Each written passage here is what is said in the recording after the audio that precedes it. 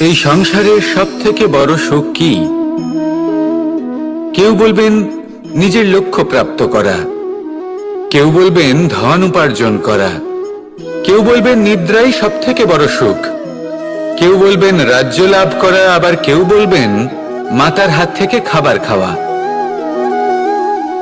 আদি ইত্যাদি। কিন্তু যদি সত্যি কথা বলি, এই সংসারের সবথেকে বড় সুখ হলো সেবা করা।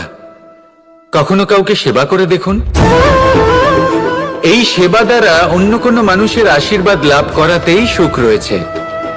আপনার সেবা ভাব দ্বারা যখন কোনো মানুষ নিজের অন্তরাত্মা থেকে আপনাকে আশীর্বাদ করে, তার থেকে বড় সুখ আর কিছুই নেই।